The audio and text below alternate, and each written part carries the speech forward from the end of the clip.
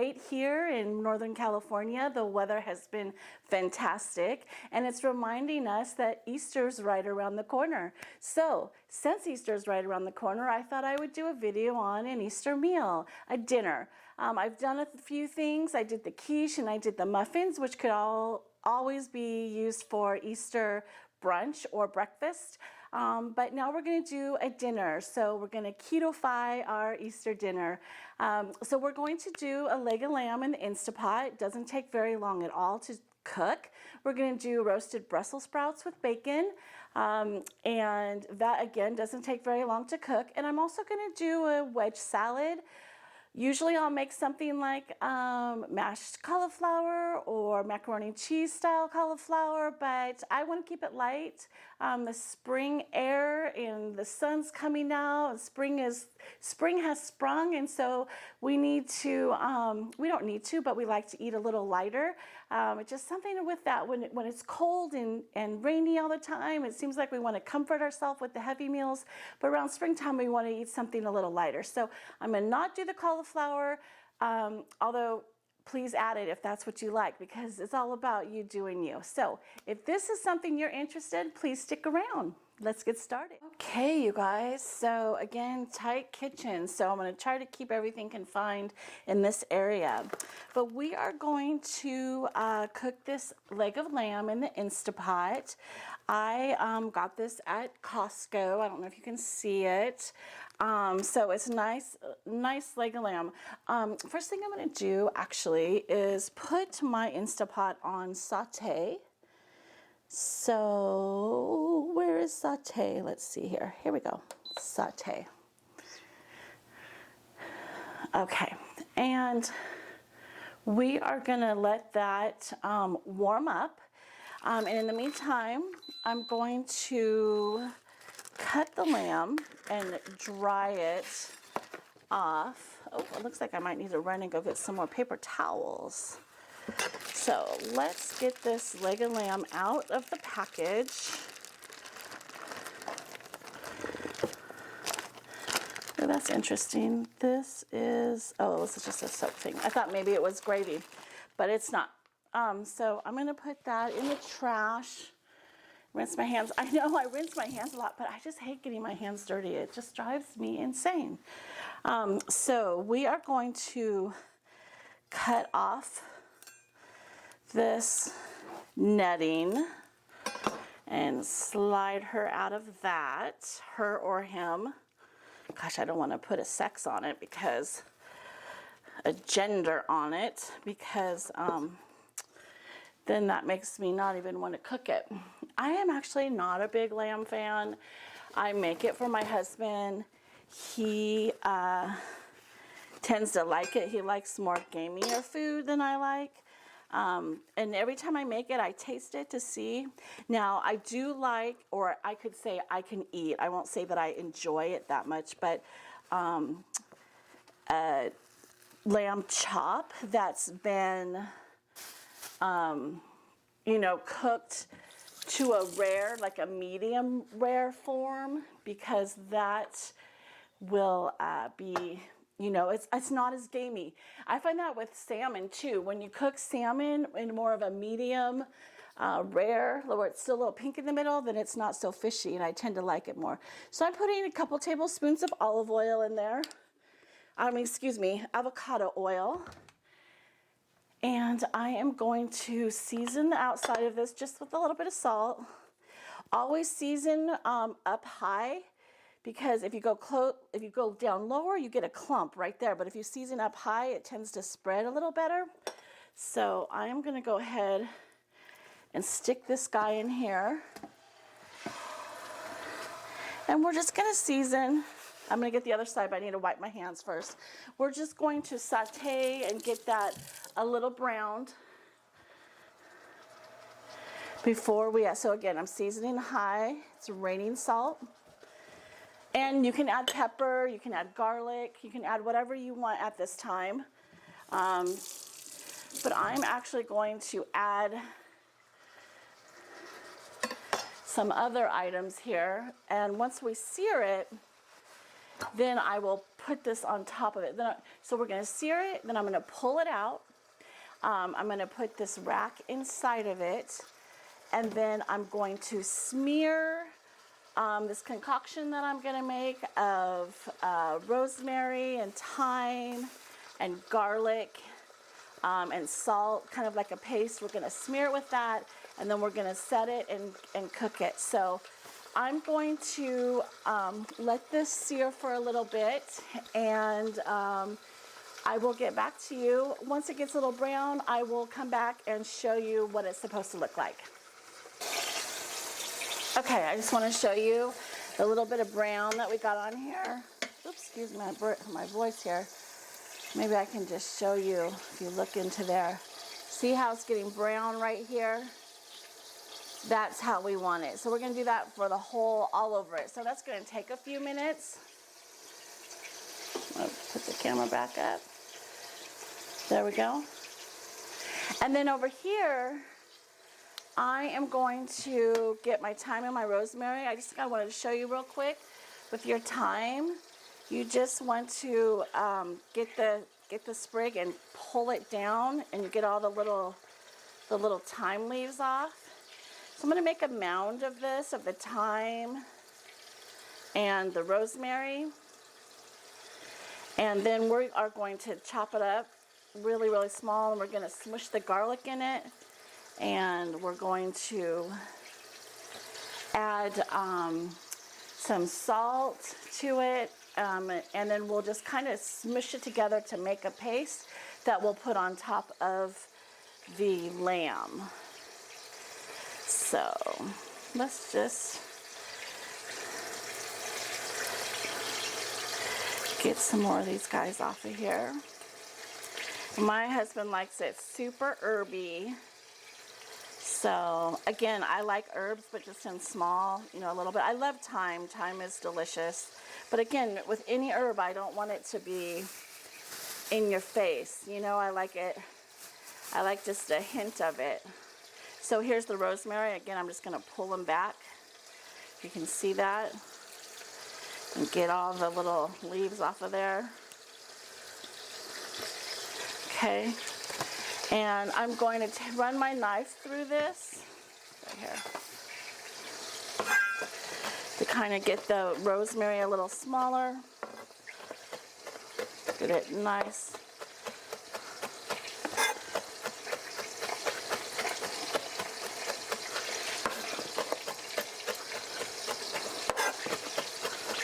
See, it's nice and chopped right here. Then we're going to add some of the garlic.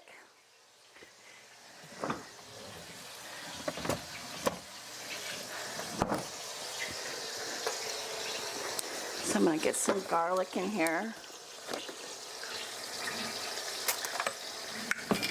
And I'm just going to put this garlic right on top of that, like this.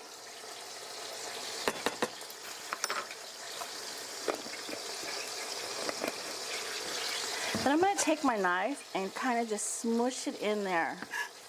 It is going to create a paste. You just kind of smush it with your knife. I hope you can see that. I know, again, I don't have a big kitchen, so it's hard to get everything into the... And you can do this with whole garlic. Just give it a couple chops and smush it in there. Okay, so I got it mixed in there. Then you want to add a little bit of smalt. How about a little bit of salt?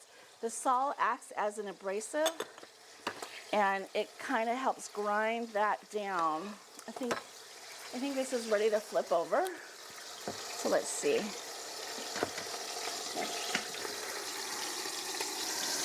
Beautiful. I'm going to do it on the side. Put it right there. Looking gorgeous. So we got that all in there, and we're going to just smush it. So I'm going to work on this a little bit, make it into a paste. Again, that salt works as an abrasive to get everything all blended together. You can add some lemon zest in here if you want. So I think that's good enough. I'm going to let that brown and then take it out, and I'll get back to you at the next step. We are going to put in 2 cups of water.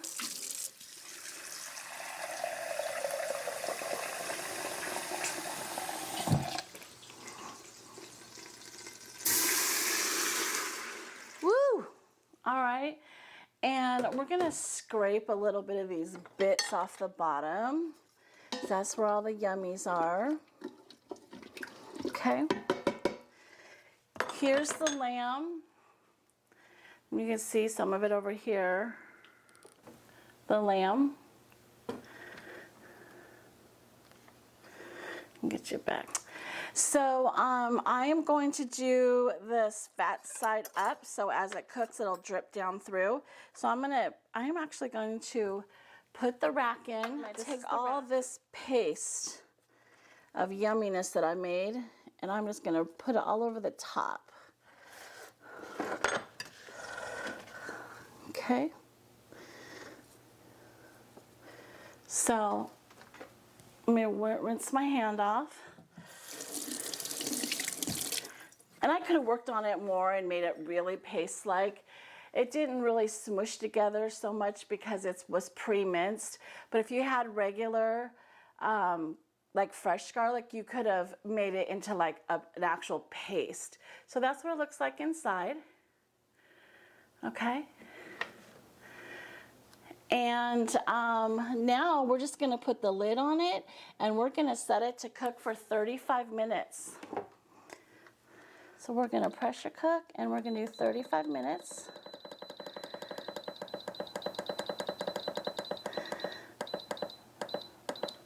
And that's it. That is going to cook. And once it cooks for 35 minutes, we are going to let the pressure release naturally. And then if we want to even brown it some more, we can throw it in the broiler. But right now, we're going to just let that cook, and we are going to move on to probably getting the pork chops. Here are my pork chops. I had these brining since about 3 o'clock, and it's what time? Let's see. So they've been brining for, actually 4 o'clock. So they've been brining for 4 hours. So we are going to take them out of the brine and dry them off. So my brine consisted of this. It was a cup of water that I heated up in the microwave for about an hour and, not an hour, wasn't for an hour, for about a minute and a half. And it brought it to almost a boil. And then I added 2 tablespoons of salt. I know that sounds like a lot, but it penetrates through the meat and helps tenderize it. I also added 2 tablespoons of swerve brown sugar. And you can use anything. You could use the monk fruit golden. I also added garlic, some powdered sage, a teaspoon of sage. I added, what else did I add? Some onion powder, and I think that's it. And I let it all dissolve in the hot water. And once it dissolved, then I added 2 cups of cold water and some ice cubes and stirred it all together, because you don't want to put your meat in the hot brine because it will cook the meat. And now I'm taking it out and drying it off. So I will let them sit here and hang out until my pan is nice and hot. So here's what I did. I preheated my oven at 400, and as it was preheating, I put the pan in there, the cast iron pan. And now I am going to add my pork chops. I patted dry my pork chops, and I'm going to add a little bit of avocado oil on each side. And it's probably going to smoke a lot here, and I might have to turn on the fan, but there's one side. The other side, if it's not too bad. Add a little more avocado oil. And I'm going to let that sear for about 2 minutes on each side. And then I'm going to take the whole thing and put it back into the oven. So what do you guys usually have for Easter? My mom used to always make ham. And I was looking at hams. I'm not a big ham eater. I like ham at Christmas or at Easter, and then I just like to do some leftovers with ham and potatoes and that sort of thing. But I looked at the hams, and most of the hams have a lot of carbs in them. So I didn't want to do a ham. And like I said, my husband loves lamb, and I think, even though I don't really like lamb, the little bit that I do eat is I like the spring lambs. I feel like the lamb that's available in the fall and the winter are older and a little bit gamier. So the spring lambs seem to be a little more flavorful and not as gamey. But I do like the lamb chops when they're cooked medium rare, like I said before. So let's check this out and see if it's ready to flip. Get the little tongs under there. Nope, need a little bit longer. Maybe I'll turn up the heat a little bit. So what do you guys eat traditionally for Easter? Easter's kind of quiet nowadays. When my kids were little, you know, we all always did the Easter bunny thing. We would go to church, and there's always an Easter egg hunt, usually the week before Easter. And I have 4 kids. I have 3 girls and a boy who are all adults now. But when they were little, I would try to dress them all alike, even my son. So if my girls all had pink dresses or blue dresses, he would have a blue shirt. I don't think I ever gave him a pink shirt, but maybe I did. I just don't remember. But yeah, and so Easter was fun. I feel like the holidays just are a little different now. Well, they're a lot different without the kids around, but now my kids are having kids, so that's kind of cool. So we'll get to hang out with the grandbabies. And I'm super excited. Next, a week from today, Tuesday, it is Tuesday, what is the date? March 30th right now. And in 1 week, I'm going to have my daughter, my grandson, and my son-in-law. They're coming. And then 2 days later, my other 2 daughters are coming, one with her husband. The other one's not married. And then my son and his wife and my 2 grandbabies actually live close to me. So I will have all the kids together. It's very rare.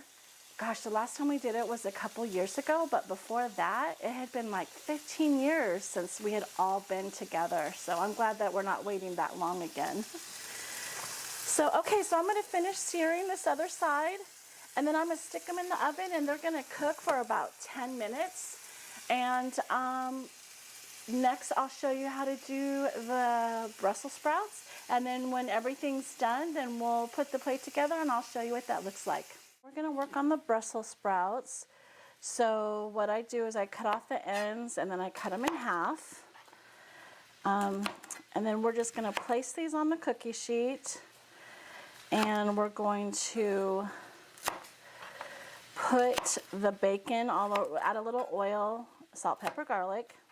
Not so much pepper, but salt, onion powder, garlic. And then we're going to scatter the bacon around the top. And then we will keep it in the oven. We have a baking sheet here with parchment paper. Then we'll put it in the oven at 400 for about 30 minutes. Super easy to do.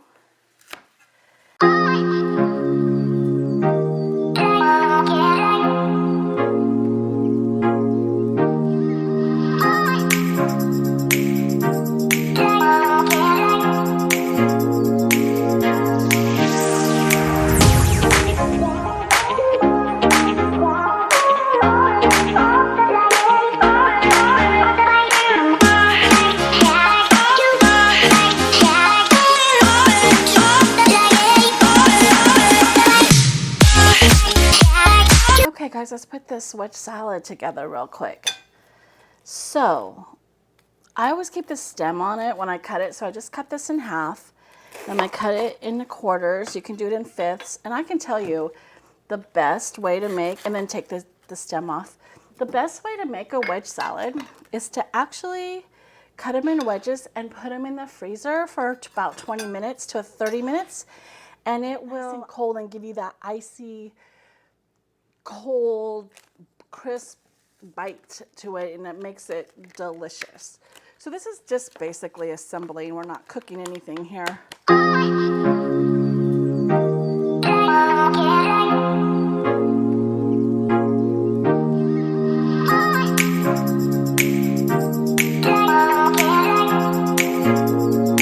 And I'll put it over here. There we go. Yeah, so there we go. Beautiful wedge salad. Yum. All right, when the meat gets done, I'll slice it up and put this whole meal together. So here is the hubby's meal. We have our lamb, Brussels sprouts and bacon. A little crispy, but that's okay, we like it. I think brown is yummy. And then we have our wedge salad. And then here is mine. Pork chops cooked perfectly, juicy. We have our Brussels sprouts, and then we have, again, the wedge salad. So this is what we are having for our Easter dinner. I hope you guys have something just as delicious. I hope you enjoy this recipe.